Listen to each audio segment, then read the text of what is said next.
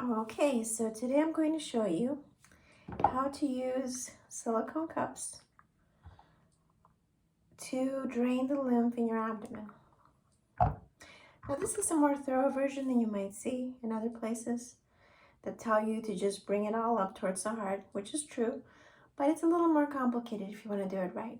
So right underneath your ribs are exit points for the lymph, and it tends to move in this direction.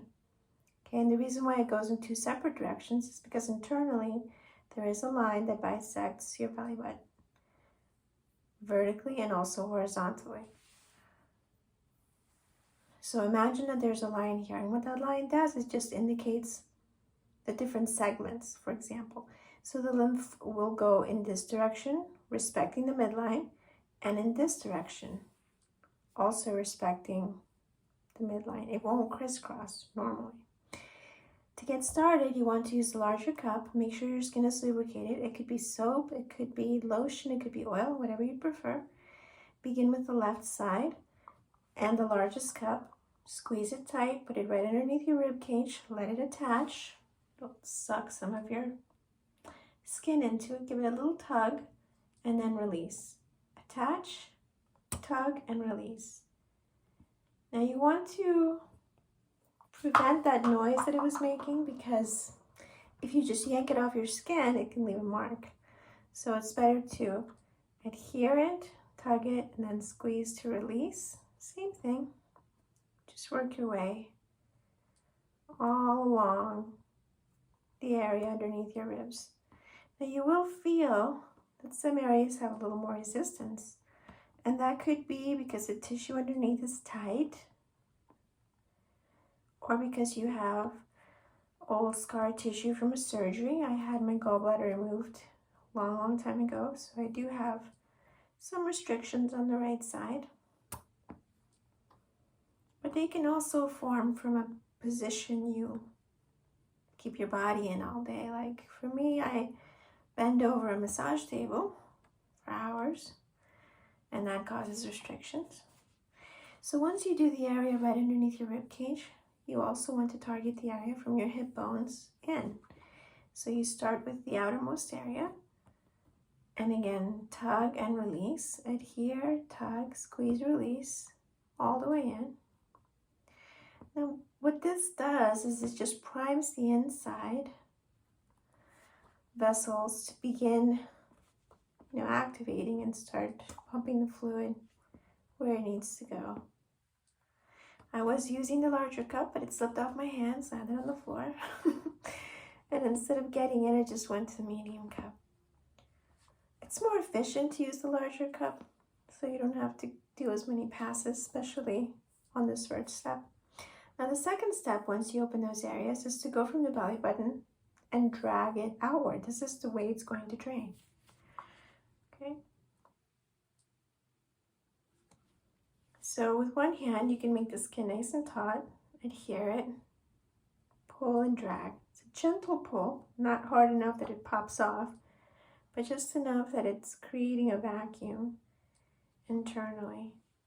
Now you don't want to go right over the belly button, because there's really no point to that. It's not going to help things drain at all. It doesn't go in that direction. And it hurts. So again, hold the skin tight, let it adhere, little tug and drag. Now what I tell people sometimes is to think of it as a flower. From the middle of the flower, the petals go out. And that's the same direction you're going to be using your cups. Okay, so now let's pretend we've done that thoroughly.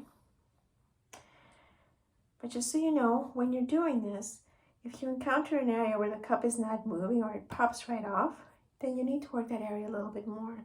And how you do that is you let the cup adhere, you gently tug it, you can shake it, you can move it, you can sometimes turn it clockwise and counterclockwise and then try again.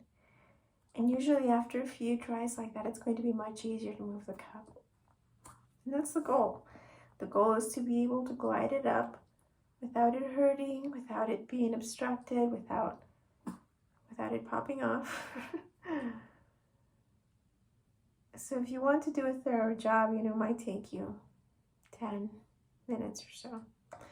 So the smaller cup, the smallest one you've got, can be used for those little areas where there are restrictions.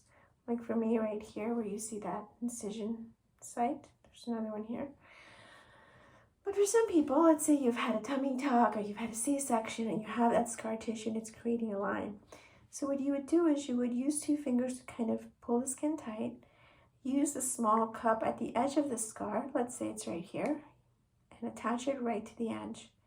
And again, pull gently, start twirling it around, shaking it again, and just do that, and you will feel it. I mean, when you have a scar, it feels different than any other part of your body.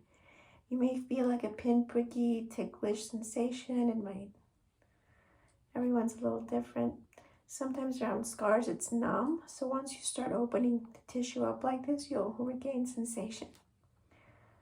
So once you do that, attempt to glide the cup, tiny little movements, just back and forth, over the scar, back and forth, allowing it to drain. I will do that right here, because this area is, yep, so you hold it, you tug it, and you move it. Now, some people think, well, I had that surgery 10 years ago or 20 years ago. There's no need to worry about it anymore. It's fine. But the truth is, even if on the surface it looks fine, internally, scar tissue gets worse over time when it's not treated. Because the tissue has more and more time to be distorted and to start creating all kinds of patterns internally. And how do you know that? Well, you'll find out when you cup, but you can also feel the restrictions underneath. Normally it leaves like a little dent or a little dimple under the skin. It feels tighter when you work out. That area holds onto fluids more. But when you're cupping, it becomes really obvious because the cup pops right off of those areas. Because it's so tangled, it can't freely lift the skin and move it. And of course, you know, I'm not faking these noises here. I really do have that scar tissue that I need to work on myself. Now, earlier today, I was wearing a lumbar support brace, which caused a lot of swelling around my abdomen. So that's one of the reasons why it looks a little puffy right now, too. Even though that does protect my back from further pain, it does cause some fluids to retain on the surface. Okay, so I hope that covers things. Just to recap, we start with the area under the rib cage, using the larger cup to adhere, pull, release. It's best usually to start from the inside out or the outside in. I typically start right underneath and work my way out like this, under the ribs, and for the hips, I start here and work my way in. In another video, you'll see how I also use the cups to bring the fluid from the lower back forward in the direction that it drains, and that really helps alleviate a lot of back pain. Hope that helps.